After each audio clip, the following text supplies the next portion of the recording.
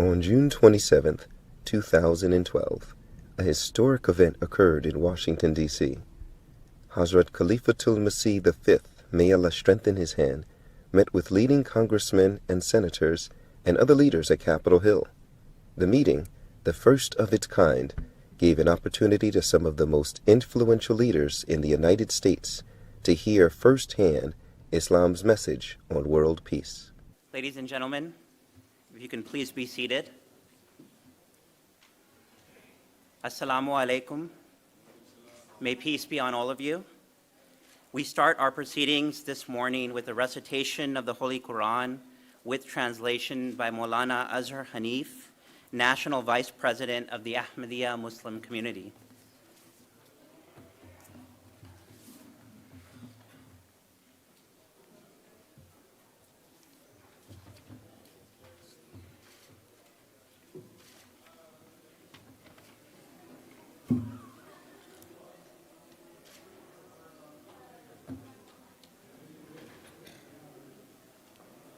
أعوذ بالله من الشيطان الرجيم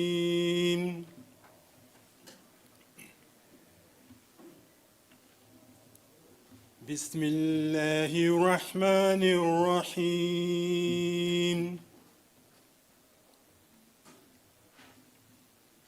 يا أيها الذين آمنوا كونوا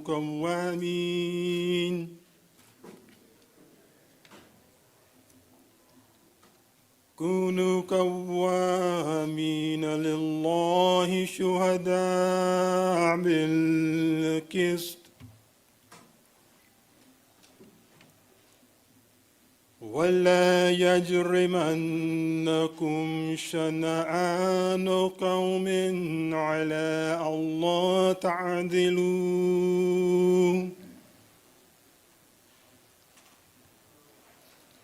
اعدلوا هو أقرب للتقوى واتقوا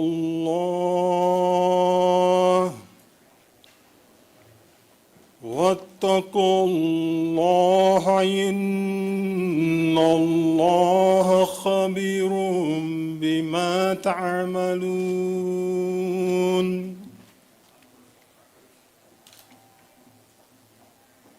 The verse of the Holy Quran, which I have just recited, is from chapter number 5, verse number 9, Surah Al-Ma'idah. The translation of this verse is as follows.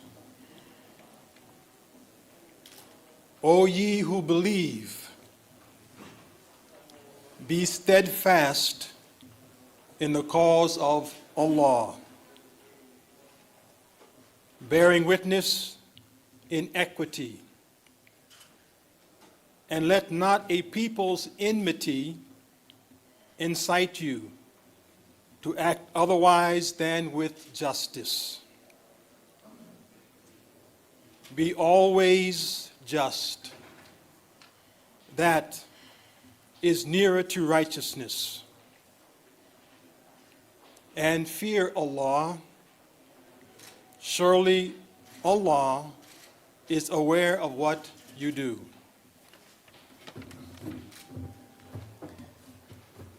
Thank you. Bismillahir Rahmanir Rahim, in the name of Allah, most gracious, ever merciful.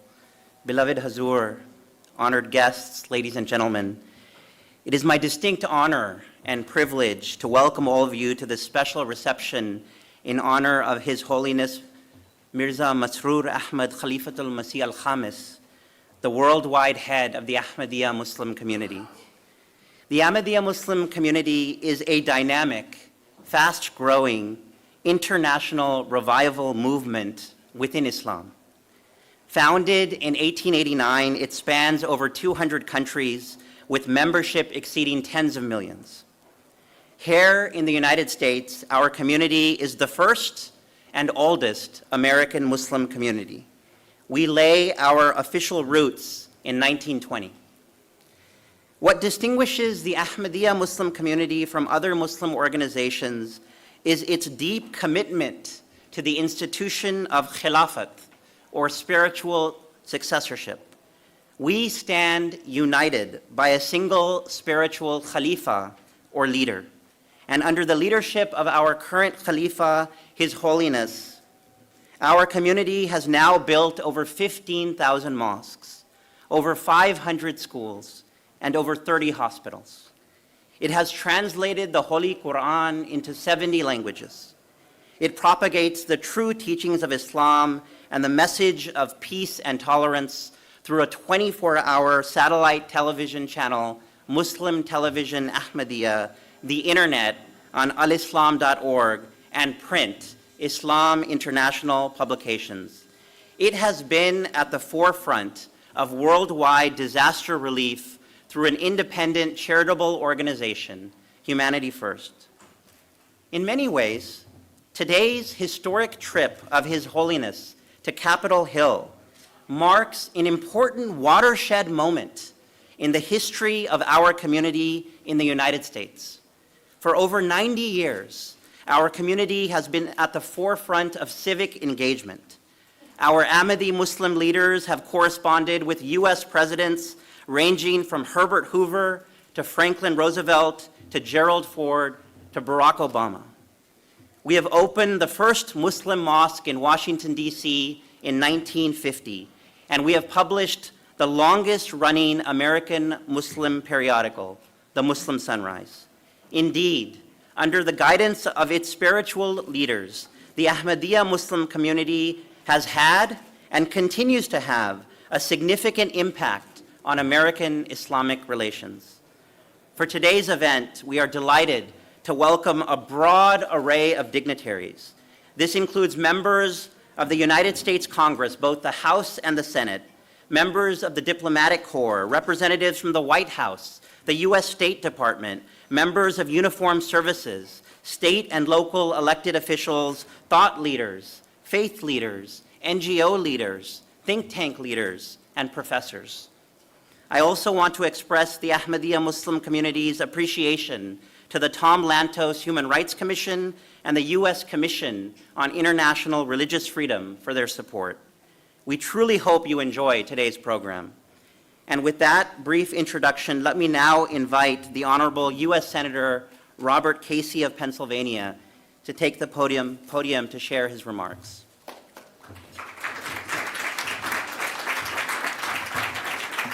Thank you very much, and I'll be very brief. First of all, I want to express gratitude for the privilege of appearing here in front of Your Holiness and this assemblage. We're really honored you're here.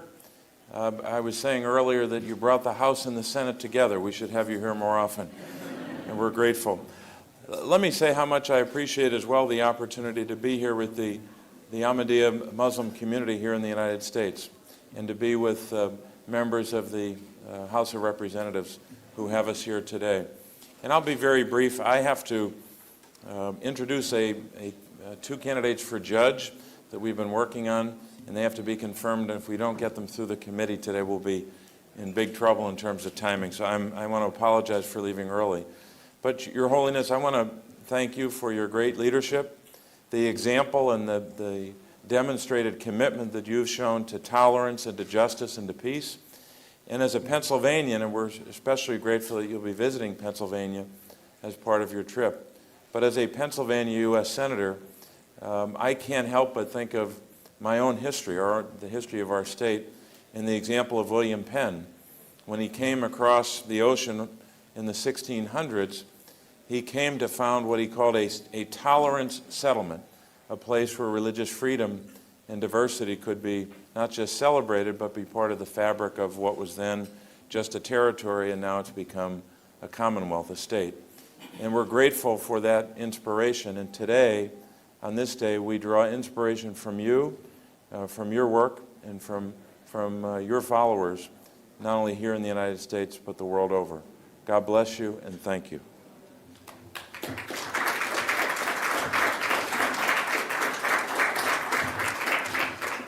Our next speaker is the Honorable Keith Ellison, who is the first Muslim in the United States Congress and serves Minnesota's 5th Congressional District.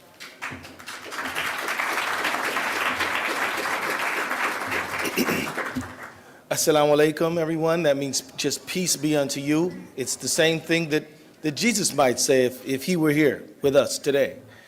But I want to thank Your Holiness for joining us today and want to welcome you to the Capitol. It certainly is an honor to have you here, and we're all honored by your presence. I'd like to just point out that it's not in every country in the world that the Ahmadiyya community has been able to operate as freely as they might. This is something I think that is an important thing to point out today, because in this world we live in, the fact is that there are precious few countries where all the people can practice their faith as they're inspired to do so. I can tell you that in America may be the country where it's freest to practice Islam anywhere in the world. And I say that because I know that if we were in Iran, not so easy to be Sunni. If we were in Saudi, not so easy to be Shia. If we were in Pakistan, very difficult to be Ahmadiyya. And there, I could run right on down the list, but in America, all seek the divine as they choose. Different ways to be Muslim, all Muslim, different ways to be Christian, many denominations, many ways to be Jewish, many approaches, and it goes on and on and on. So I just want to let you know that we're honored by your presence, very proud of our commitment to religious tolerance in the United States, and we believe that though we may be among the most diverse countries in the history of the world, we have a great degree of stability and acceptance when it comes to religious inclusion. I also want to thank you, Your Holiness, again, because under your leadership and inspiration, the Ahmadiyya community has been a true blessing to its neighbors here in the United States. It was only a few months ago that I sat down in the Cannon building and rolled up my sleeve so that I could give some blood, and I know many of my colleagues did the same thing, in a program called Muslims for Life. And this was a blood drive on September 11th that the Ahmadiyya community sponsored. But it's not only that. The community has been building schools, been being a true asset to the community here in the United States. I want to thank you, and I also want to thank my colleagues from the House of Representatives, too numerous to mention. That's a good problem. But I think that by our strong presence here today, what we're saying to you is we value religious diversity, we value the Ahmadiyya community, and we value your leadership.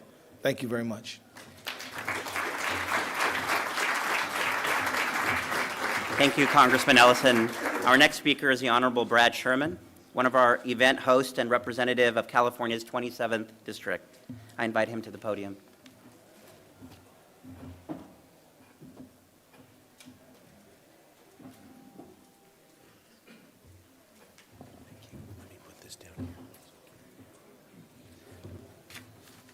Hello, I'm Brad Sherman from California's best named city, Sherman Oaks.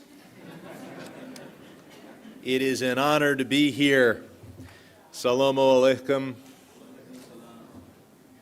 I want to welcome His Holiness Hazrat Mirza Masroor Ahmad, the worldwide spiritual leader of the Ahmadiyya Muslim community, to our nation's capital.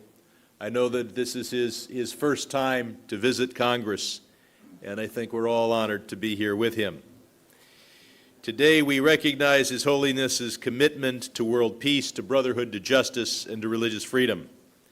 I've interacted with many of the Ahmadi followers, both in California and here in Washington, D.C., and I'm only struck by their dedication to peace and to justice and the respect and admiration for the spiritual leader of their community. And I'm pleased to join with so many leaders in the House of Representatives in introducing a resolution today on the House floor to recognize His Holiness's visit to the United States.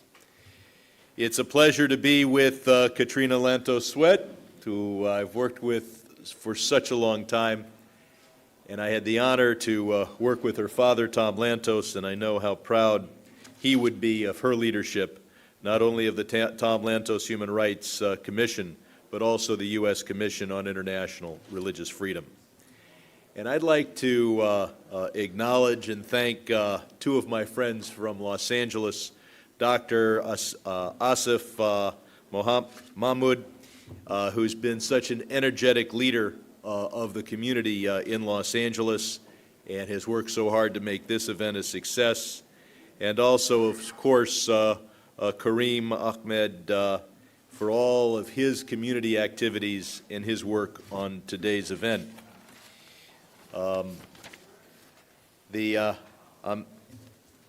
Ahmadiyya community was, I'm told, founded scarcely more than 100 years ago in 1889. It has grown to have tens of thousands of adherents here in the United States and tens of millions around the world.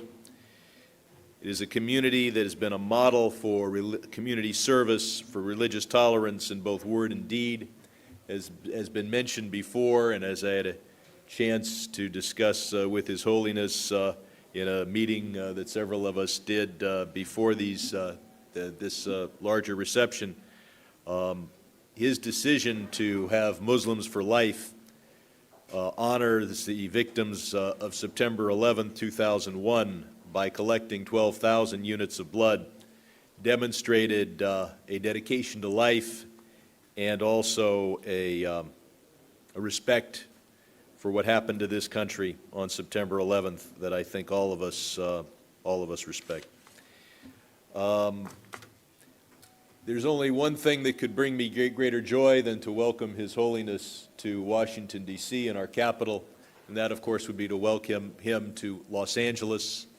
And Mike, yes, and some of my other friends from California would think that maybe a side trip to Northern California could also be accomplished as a lesser important part of his visit to our state.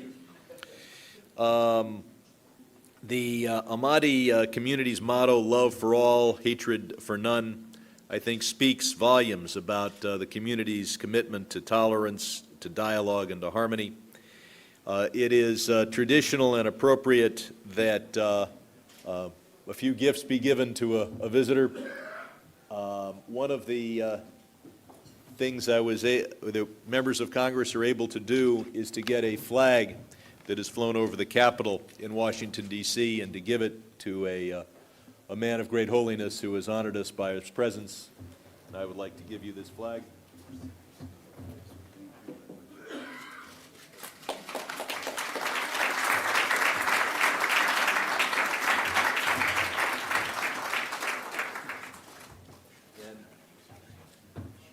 Not everybody here in Washington trusts what I say. Some will wonder how His Holiness can be sure that that flag actually flew over the Capitol. His Holiness himself is a man of faith, and I'm sure he has faith, but for doubters in the audience, I also brought a certificate of authenticity to restore faith to those with doubts. I've also brought some special cufflinks for His Holiness. I thank you for this opportunity.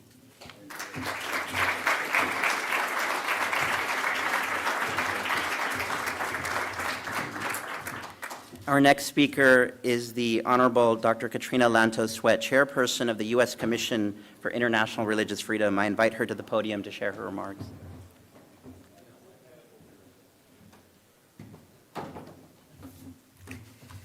Thank you so much. It is truly a great honor and pleasure to be here. I have to say that there's a particular sense of blessing that seems to rest on this brimming room today, and I'm sure that that's due in part to the wonderful spirit of goodwill, the warm hearts, and the sense of optimism and love of the participants. But Your Holiness, it is undoubtedly a reflection of the blessing that you bring to this capital, and so we are so honored and so grateful to have you here. Speaking for all my USERF colleagues, and I want to recognize my very distinguished colleague, Aziza Al-Hibri, who serves with me on USERF, I am delighted to join members of Congress, His Holiness, and our gracious Ahmadiyya hosts here in our nation's capital. Soon you will hear His Holiness speak about his vision of peace and freedom among peoples and nations. This has been the Ahmadiyya message since its founding in 1889, well over a century ago. Indeed, when it comes to freedom of religion, there is unmistakable evidence that without freedom, there can be no peace. Nations which fail to protect the right to religious freedom fail to achieve peace within their own borders. All too often, they experience hatred and strife, violence and instability. In many of these countries, people have almost no idea what it's like to feel safe, secure, and truly free to live out their beliefs in peace as their conscience leads. Today, nearly 70% of the world's people live in such nations. This includes millions of members of the Ahmadiyya community. Since 1974, Pakistan's constitution has labeled all Ahmadiyya non-Muslims. For more than a quarter century, Pakistan's government has barred the community from calling its own worship centers mosques, from publicly uttering the traditional Islamic greeting, or quoting from the Quran, and from displaying Islam's basic affirmation. Throughout Pakistan, Ahmadiyya are prohibited from sharing their faith with others, or publishing or disseminating their own material. They are restricted from building houses of worship and holding public gatherings. And since they must register as non-Muslims to vote, Ahmadiyya, who insist they are Muslims, as they surely are effectively disenfranchised. Coupled with Pakistan's blasphemy laws, which affect every faith community, these laws have helped foster a climate of violence against Ahmadiyya members. The terrible attack on Lahore mosques in May of 2010 was but one example. But sadly, Pakistan isn't the only country which violates the freedom of religion for Ahmadiyya. In Indonesia, since June of 2008, the government has seriously limited Ahmadiyya activity to private worship and prohibited members from telling others about their faith. Since that time, at least 50 Ahmadiyya mosques have been vandalized and 36 mosques and meeting places shut down. In parts of East and West Java and elsewhere, extremists pressure local officials to close places of worship or ban Ahmadiyya activity altogether. In Saudi Arabia, Ahmadiyya members have been deported for their beliefs. In Egypt, they have been charged under its blasphemy laws. In 2010, I'm proud to say that USERF's intervention helped a number of members leave Egypt for safety abroad. Now, let's be clear. The message of the Ahmadiyya community is a positive call for world harmony and liberty. It points beyond today's sufferings to tomorrow's hopes and dreams. Nonetheless, if we are to stand for these principles, we who believe in peace and freedom dare not be silent. We must take a stand for those who face persecution, wherever and whenever it occurs. So, what can we do? First, we must realize that the same societies that violate the religious freedom of the Ahmadiyya also abuse the rights of others. As USERF has documented, where Ahmadiyya suffer, Hindus and Christians, Sikhs and Baha'is, Shia and other Muslims often are persecuted as well. Second, in order to protect the rights of all, including the Ahmadiyya, and foster peaceful, stable societies, we who are in Washington must make religious freedom a truly compelling foreign policy priority woven into every aspect of our relationships with other countries. Finally, the United States government should specifically confront governments which target the Ahmadiyya. It should urge Pakistan to amend its constitution and rescind all anti-Ahmadiyya laws. It should urge Indonesia to overturn its 2008 decree and all provincial bans against Ahmadiyya religious practice. It should press both governments to investigate acts of violence thoroughly and prosecute perpetrators vigorously. And until Pakistan proves itself to be serious about reform, USCIRF believes that it does qualify as a country of particular concern. Speaking for the U.S. Commission on International Religious Freedom, let me conclude by saying that we will continue to stand for the right of people everywhere to think as they please, believe or not believe as they wish, peacefully practice their beliefs, and express them publicly without fear or intimidation. We are proud to stand with the Ahmadiyya community and proclaim together that these and other freedoms are the birthright of humanity. Thank you so much.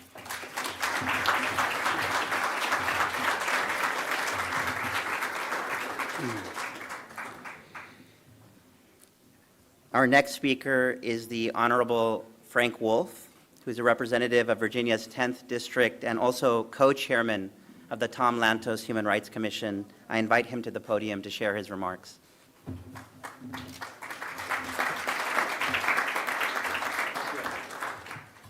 Well, on behalf of the Tom Lantos Human Rights Commission, I want to welcome Your Holiness here.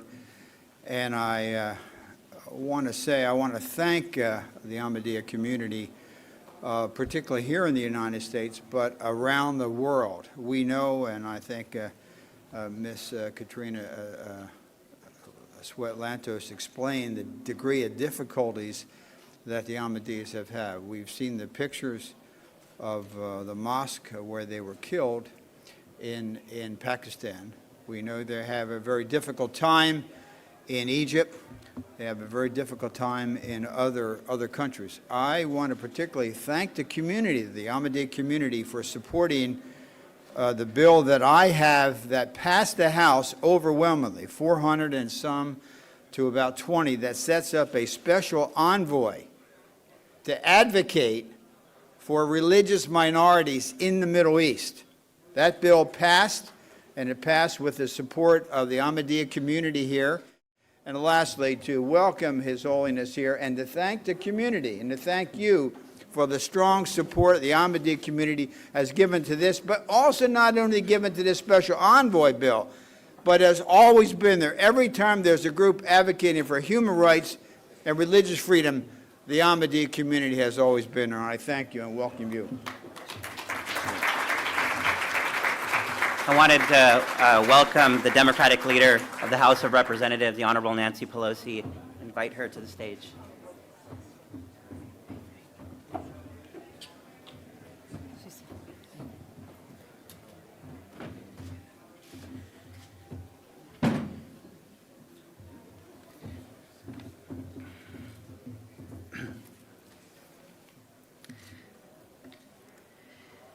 Our next speaker is the Honorable Mike Honda, representative of California's 15th District.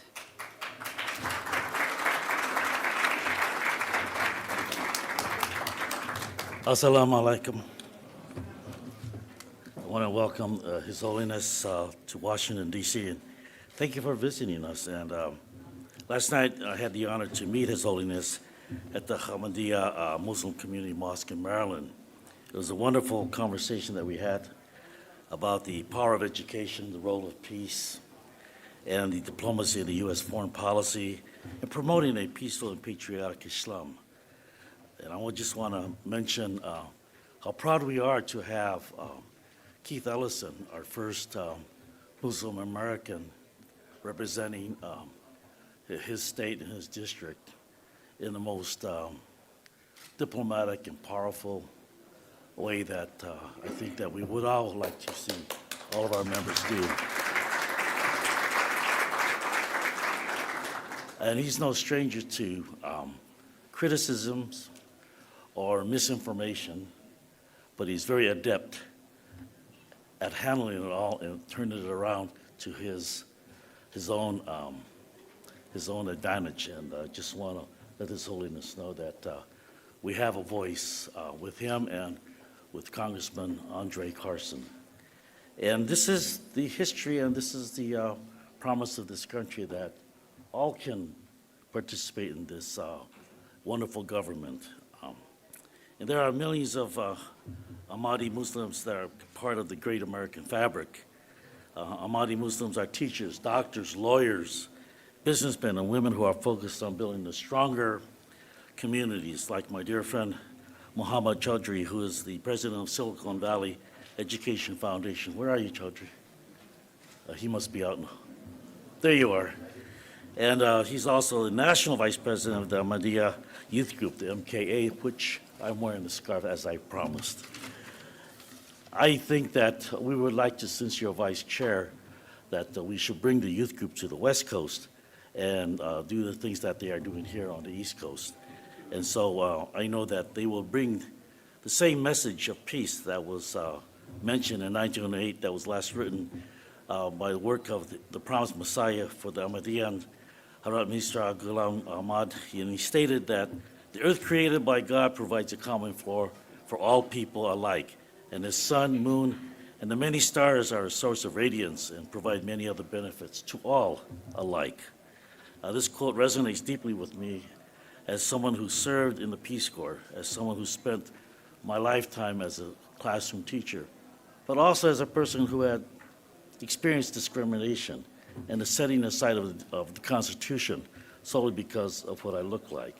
And so the plight and the fight and the kind of uphill battle that the Ahmadiyya Muslim community is facing worldwide, I hope that you find the safe harbor in our country for the young people so that they can develop their leadership skills throughout our country and to provide that kind of leadership not only towards the country but to the rest of the world, so that they can bring the message of peace, freedom, and harmony led by His Holiness. Thank you very much for joining us in Washington, D.C. Thank you very much.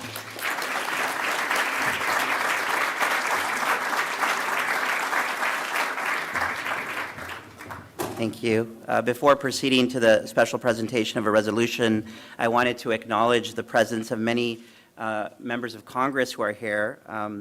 Congresswoman Sheila Jackson Lee, Congresswoman Janice Hahn, Congresswoman Jan Schakowsky, Congresswoman Jackie Spear, Congresswoman Zoe Lofgren, Congressman Gary Peters, Congressman Howard Berman, Congressman Gene Schmidt, Congressman Chris Murphy, and also with us is the former Virginia Governor, Tim Kaine.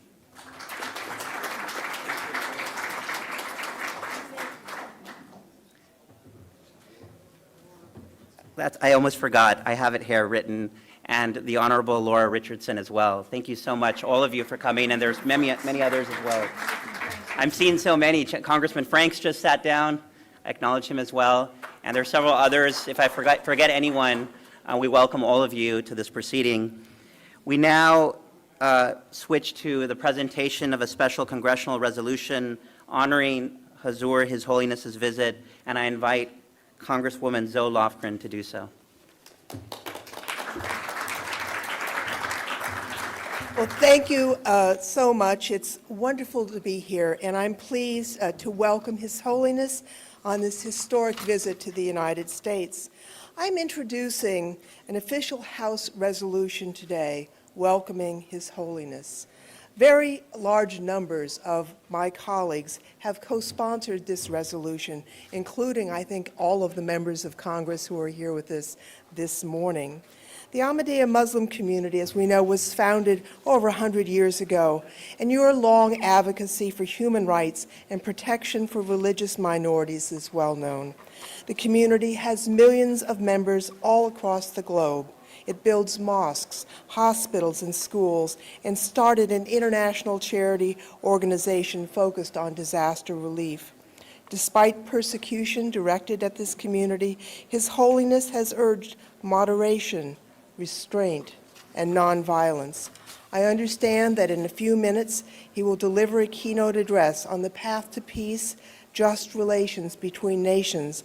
But before he does, we wish to commend his commitment to peace, justice, and humanity, and offer a sincere welcome to His Holiness and a copy of the resolution of the House of Representatives that we are introducing this very day.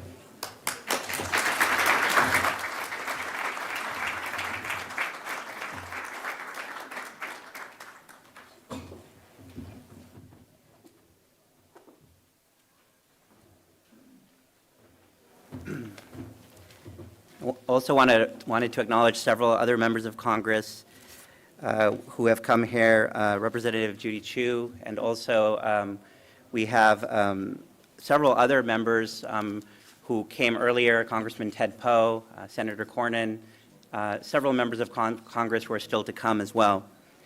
It is now my distinct honor to introduce our next speaker, the Honorable Nancy Pelosi, Representative of California's 8th District and current Democratic leader of the U.S. House of Representatives. In 2007, Leader Pelosi became the first female Speaker of the House, a position she held until 2011. Leader Pelosi is the highest-ranking female politician in American history and has been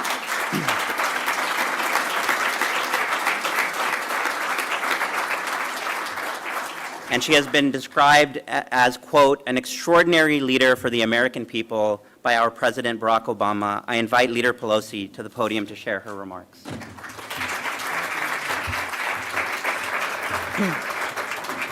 Good morning, Your Holiness, my colleagues. I'm so proud to be part of a very strong bipartisan welcome to you, Your Holiness, to the Capitol.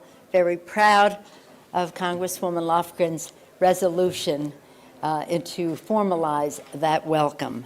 I thank Abjan Khan, the National Director of Public Affairs, where'd you go? There, for your leadership and your kind introduction. Dr. Zafar, welcome to you as well. And it's always an honor for us to be with Katrina Lantos-Sweat, who brings to this event and to her work a great family tradition of protecting religious freedom and human rights throughout the world. I want to thank my friend Karim Ahmed for introducing me to the community and to his making me much more aware of the work of His Holiness and the leadership. We're very blessed in America with a large population of Muslim Americans. People from time to time say to me, there are more Muslims in America than there are in Qatar, for example. And I said, well, there are more Muslims in America than there are Episcopalians in America. And so just to give an idea of the strength of this community and what it means, and I'm very blessed in my district that I represent in San Francisco. And so recognizing that contribution, when I was elected Speaker, just within a matter of days, we had our first meeting, and I asked our newest member and first Muslim American, Keith Ellison, to do the opening prayer. It was our first prayer under a new majority, and he honored us with his beautiful prayer, and our members were very inspired by that and have been ever since. Since then, he has doubled the number of Americans, by 100%, he has increased the number of Muslim Americans in the Congress. With Congressman Carson, more to be done. But again, it is an honor to welcome you, Your Holiness, and I want to say it's an honor because you are a man, though of humble beginnings, your leadership has made you a figure of global prominence. You started as a teacher, and you have become a guide for millions of Muslims worldwide. You work to help farmers in Ghana, that humble task, and you remain a force for progress across borders and advocate for investment in the developing world. You have been persecuted for your beliefs, jailed for your faith, and exiled from your homeland, but you refuse to turn to bitterness or vengeance, and that is a very important lesson. Instead, His Holiness has emerged as a leader of wisdom and compassion, a champion of nonviolence among nations, and respect among faiths. His Holiness and this community have had the courage to condemn terrorism no matter where or who perpetrates it, not simply because you were victims of violence yourselves, but because terror is wrong wherever and whenever it occurs. You have spoken out against violence of intolerance, even among fellow Muslims, not only because you have endured persecution firsthand, but because calling for the destruction of churches and synagogues or other houses of worship is a violation of basic human rights. You have taken your campaign for understanding across our country, and thank you for doing that. Serving as voices for moderation and the drive for peace, this community has done that. You have demonstrated clear and unwavering the community here. And as I say, my introduction has been through my friend Kareem Ahmed, but I know from him that the Ahmadiyya Muslim community has been a force demonstrating clear and unwavering loyalty to the United States. Again, promoting life in our community, blood drives, you're part of the community, and saving lives. These messages and actions reflect the strength of this community and its commitment to our common humanity. And you do this not because all of the people, Your Holiness, the Ahmadiyya community does this not because all of the people that you serve are Muslim. You do this because you are Muslim, and that is your value system. To promote peace and pursue justice, to support human rights and secure the common good, to respect and the dignity of fellow human beings, to embrace and build a society noted for rooted in equality, founded on pluralism, shaped and strengthened by our beautiful diversity. These principles rest at the core of American life and success. They are critical, unbreakable threads in the fabric of American history and progress. Together, by striving to live up to those values, we can strive to realize the hopes of His Holiness, that the peace of the world comes to be established before our very eyes. As we greet you on Capitol Hill, we take heed of your clarion call to action, that, quote, we must all endeavor to spread love, affection, and a sense of community. From the halls of Congress to the neighborhoods across our country to communities around the globe, we must all remain dedicated to the mission of peace and to the cause of justice. We must strengthen our nation and our world through love and understanding. Thank you. Thank you for your leadership role, for your being such a visionary, such an inspiration. It is an honor to be in the same room with you. Thank you for bringing us all together to honor you and for the work that you have led us in to build a better future. Thank you, Your Holiness. Thank you, Your Holiness.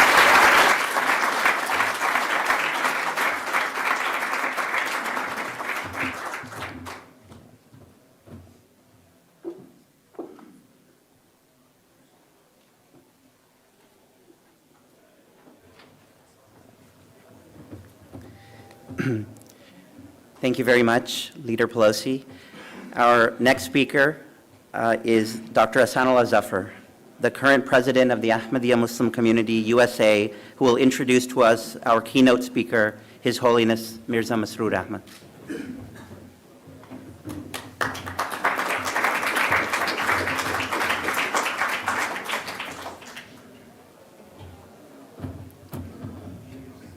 A'udhu billahi minash shaitanir rajim. Bismillahir rahmanir rahim. Speaker Pelosi, well, Leader Pelosi now, but I always remember that part.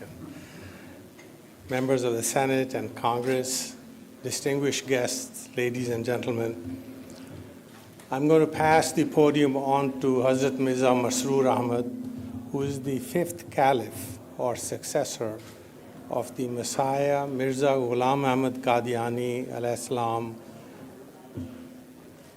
as was mentioned, from about 1889 when he declared his claim.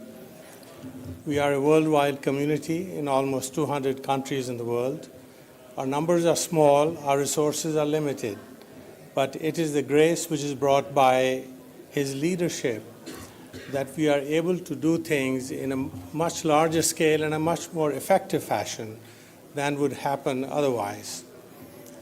The message that we carry is that if you are being hurt, do not respond with hurt, respond with prayers, respond with persuasion, and we have demonstrated, again, under his guidance throughout the world, especially in Pakistan, where most of the Ahmadis who are here, they came from.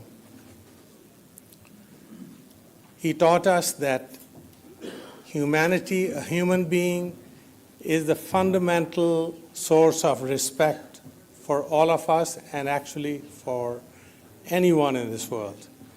And we serve humanity not because they have our faith, but because they are human beings. And these things are being done in Africa, where we are providing the resources for education, for healthcare, and for basic human needs such as clean water. Now we started with some solar electrical supplies as well on a limited scale. But the effects are grand because of the benefit of his leadership and the inspiration he provides us. And that is what keeps us going as members, and I think that is what is the dominant part of how we are successful in so many different locations. And with that, I will stop and I'll let him do the presentation because that's what the value really is. Thank you.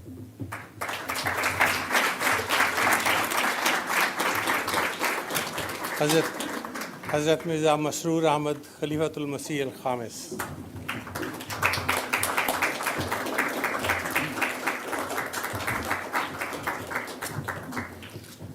Assalam, please be seated.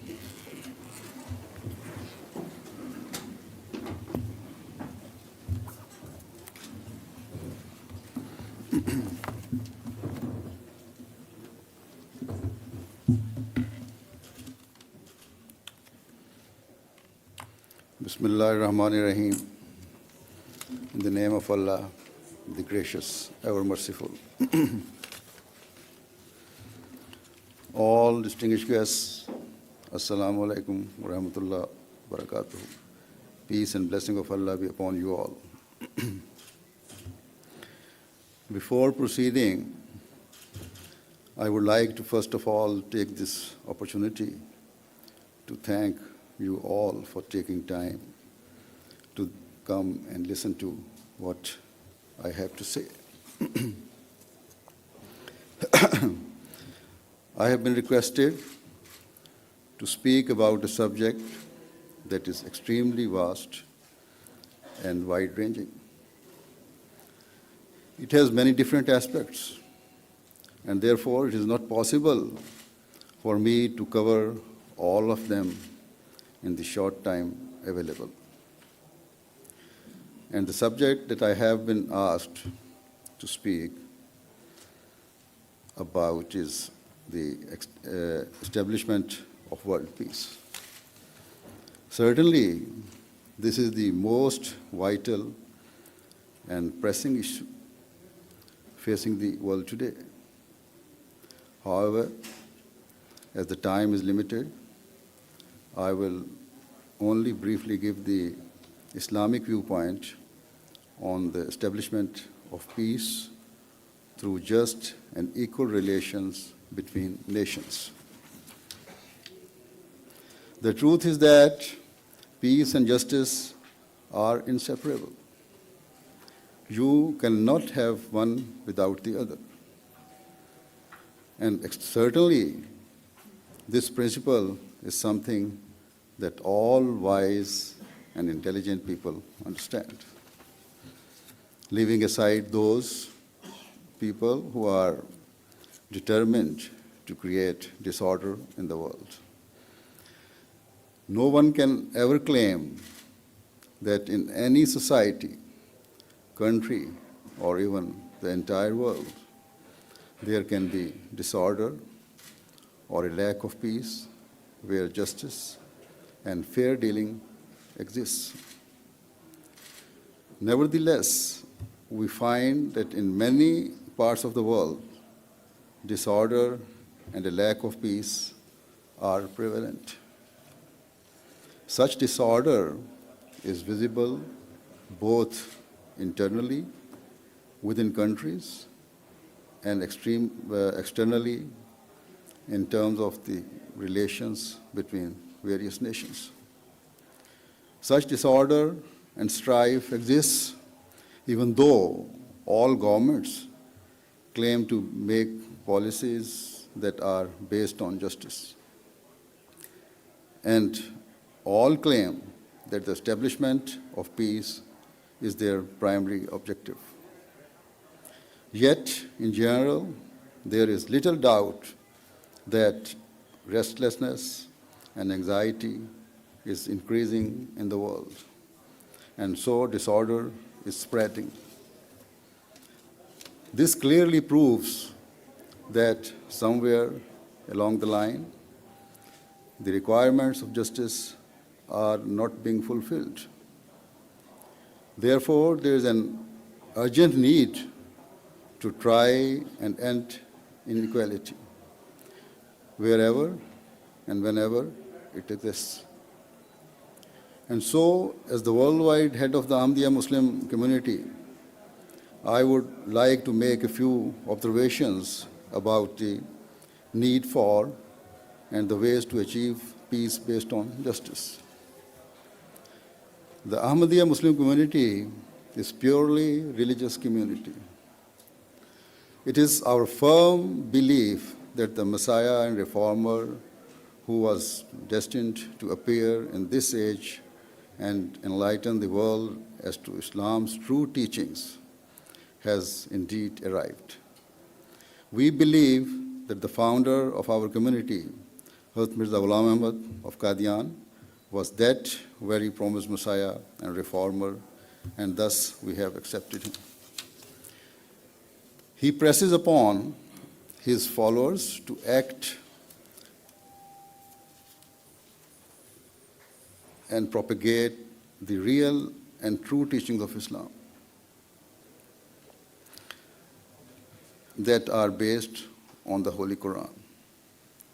Therefore, everything that I will say in relation to establishing peace and in relation to conducting just international relations will be based on Quranic teachings. In relation to achieving world peace, all of you regularly express your opinions and indeed make great efforts. Your creative and intelligent minds allow you to present great ideas, plans, and indeed a vision of peace. Thus, this issue does not require me to speak from a worldly or political perspective. But instead, my entire focus will be on how to establish peace based on religion. And for this purpose, I shall, as I have earlier said, present some very important guidelines based on the teachings of the Holy Quran. It is important to always remember that human knowledge and intellect is not perfect, but is in fact limited. Thus, when making decisions or forming thoughts, often certain factors enter human minds which can cloud judgment and lead to a person trying to fulfill his own rights. Ultimately, this can lead to an unjust outcome and decision being made. However, God's law is perfect, and so no vested interests or unfair provisions exist. This is because God only desires for the good and betterment of his creation. And therefore, his law is based entirely on justice. The day the people of the world come to recognize and understand this crucial point will be the day that the foundation for true and everlasting peace will be laid. Otherwise, we continue to find that although efforts are endlessly made to establish world peace, yet they are unable to provide any worthwhile results.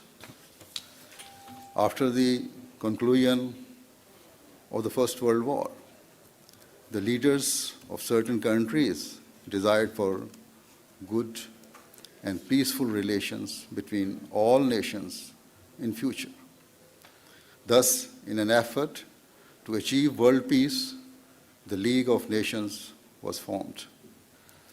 Its principal aim was to maintain world peace and to prevent future wars from breaking out.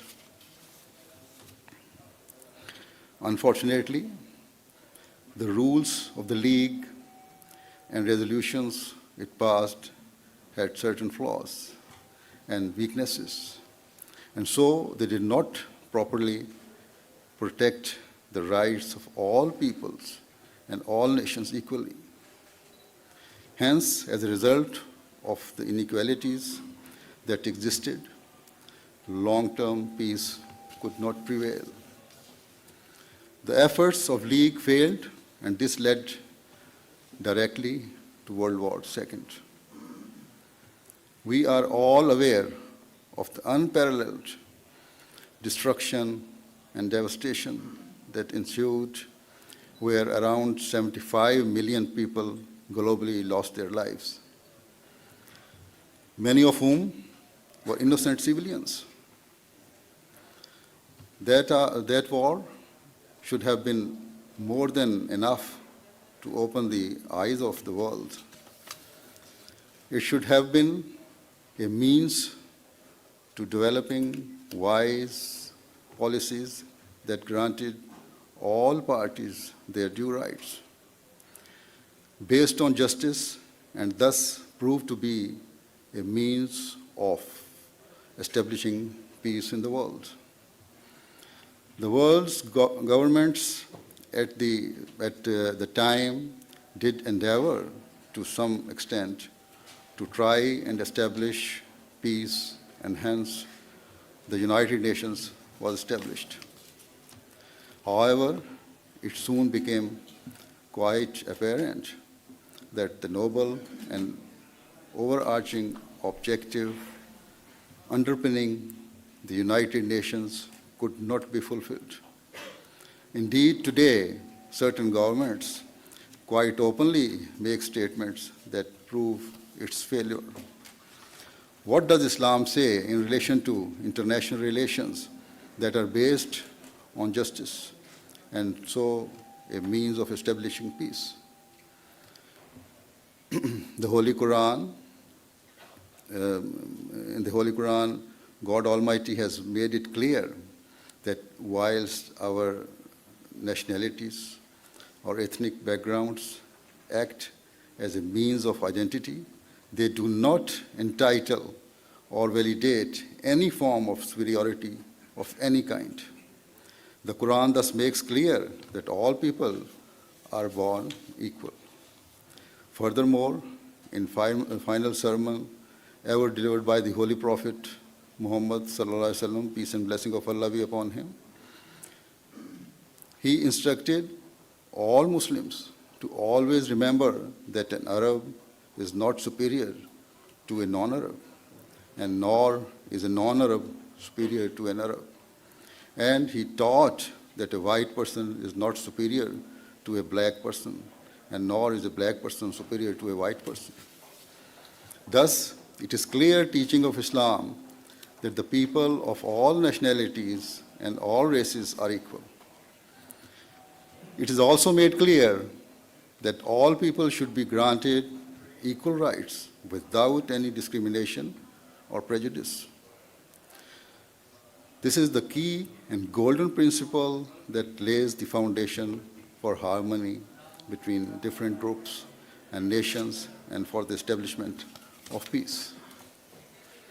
However, today we find that there is division and separation between powerful and weaker nations. For example, in the United Nations, we find that there is a distinction made between certain countries. Thus, in the Security Council, there are some permanent members and some non-permanent members. This division has proved to be an internal source of anxiety and frustration, and thus we regularly hear reports of certain countries protesting against this inequality. Islam teaches absolute justice and equality in all matters, and so we find another very crucial guideline in chapter 5, verse 3 of the Holy Quran. In this verse, it states that to fully comply with the requirements of justice, it is necessary to treat even those people who go beyond all limits in their hatred and enmity with fairness and equity. And the Quran teaches that wherever and whoever counsels you towards goodness and virtue, you should accept it.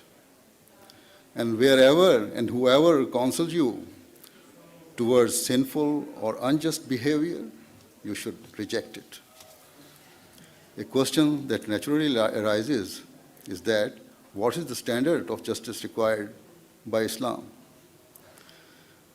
In chapter 4, verse 136, the Holy Quran states that even if you have to testify against yourself or your parents or your most loved ones, then you must do so in order to uphold justice and to uphold the truth. Powerful and rich countries should not usurp the rights of the poor and weaker countries in an effort to preserve their own rights, and nor should they deal with the poorer nations in an unjust fashion. On the other hand, the poor and weaker nations should not seek to inflict harm on the powerful or wealthy nations whenever the opportunity arises.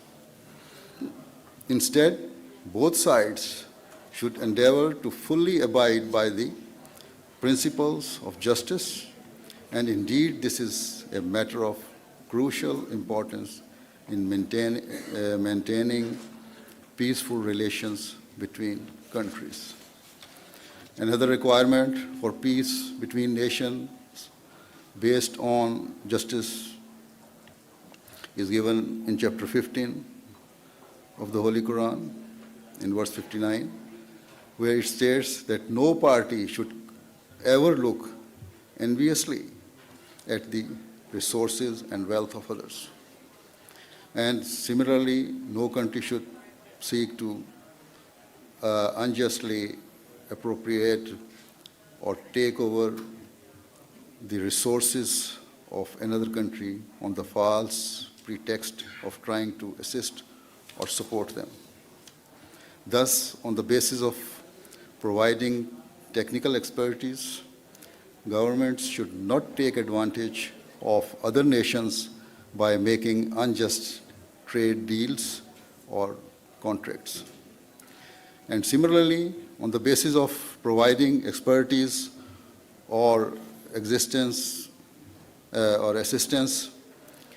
governments should not try to take control of the natural resources or assets of the developing nations.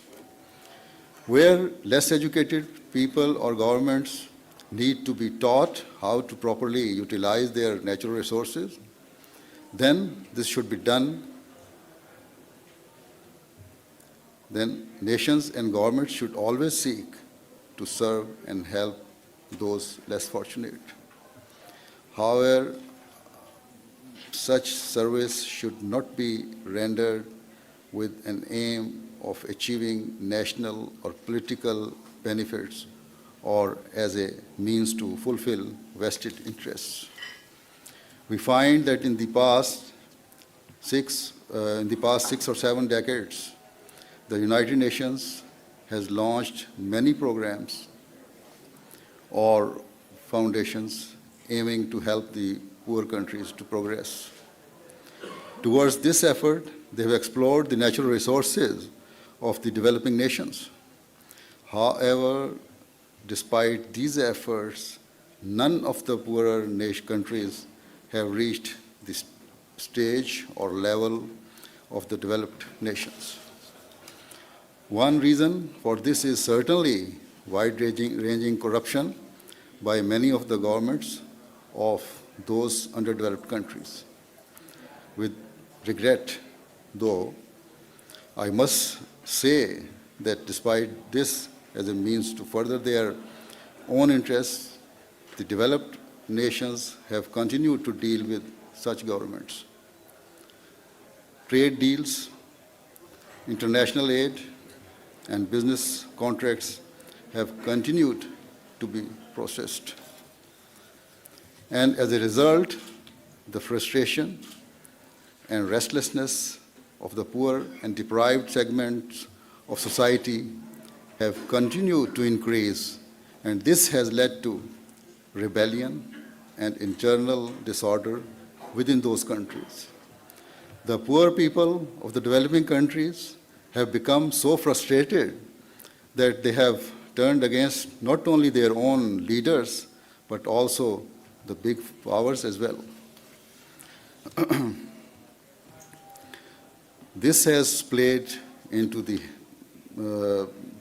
hands of the extremist groups who have taken advantage of the frustrations and so have been able to encourage such people towards joining their groups and supporting their hate-filled ideology.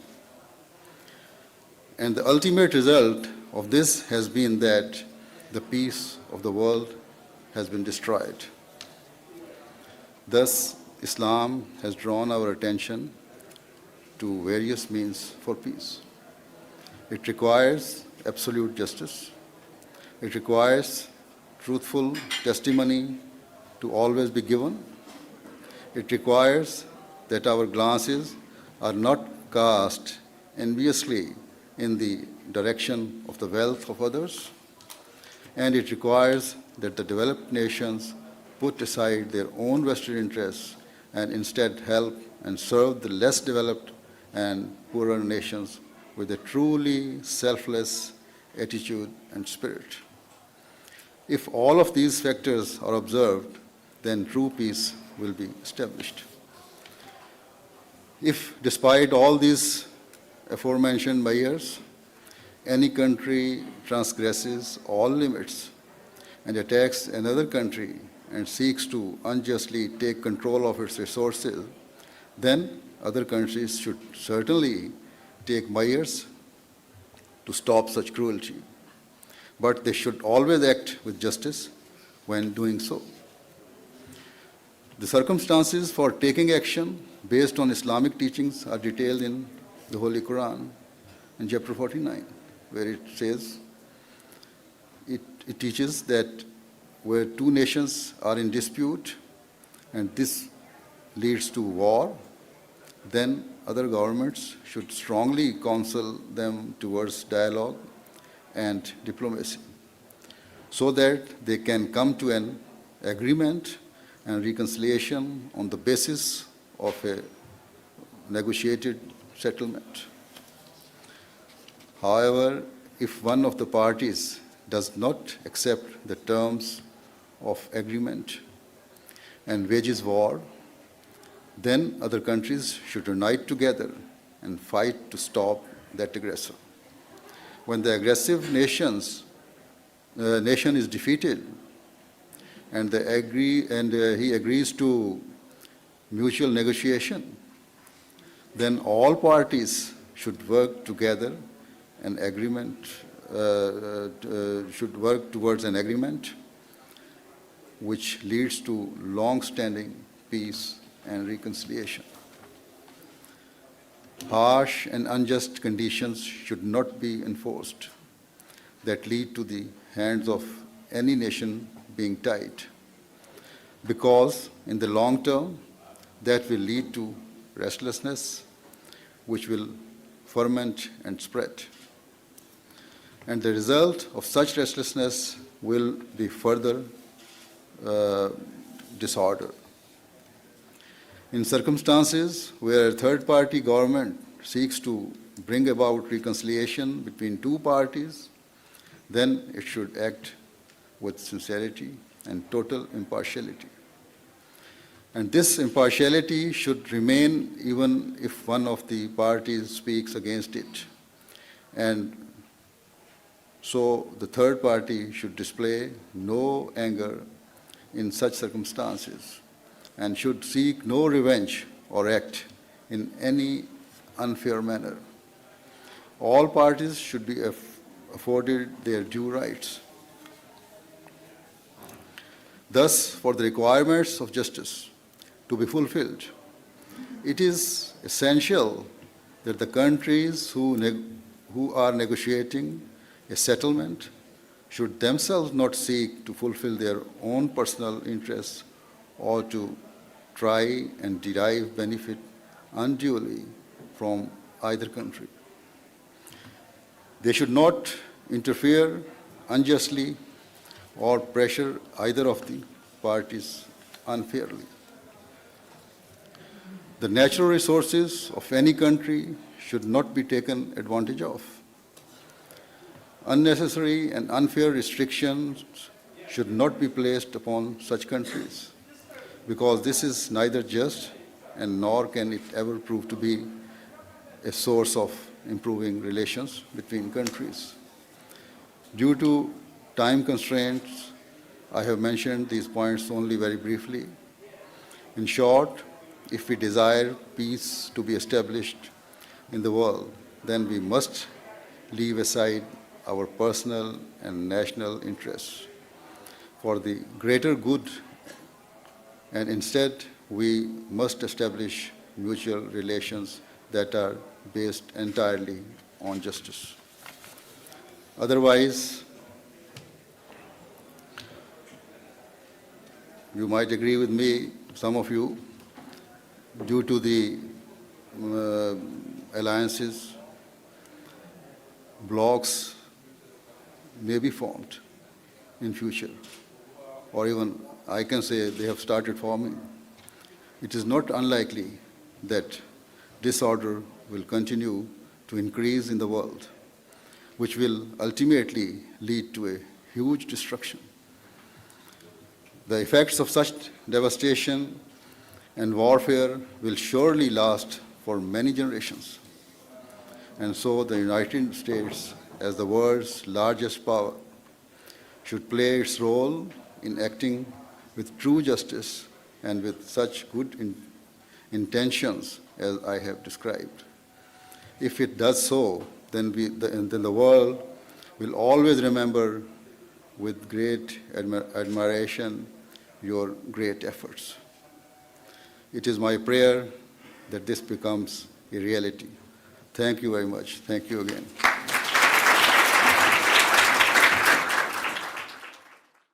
According to our tradition, at the end of the function, we normally do silent prayer. So I will do the silent prayer.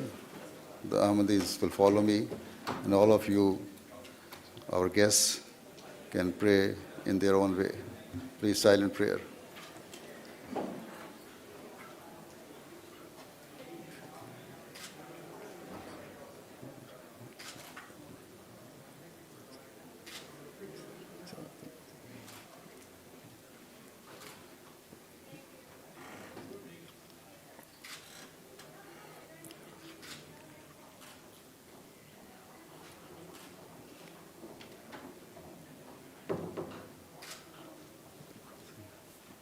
Ameen. After the event, a special guided tour of Capitol Hill was provided. Concluding this extraordinary day was a resolution introduced in Congress and sponsored by 19 congressional leaders, highlighting Hazur's visit to the halls of Congress and recognizing his commitment to peace.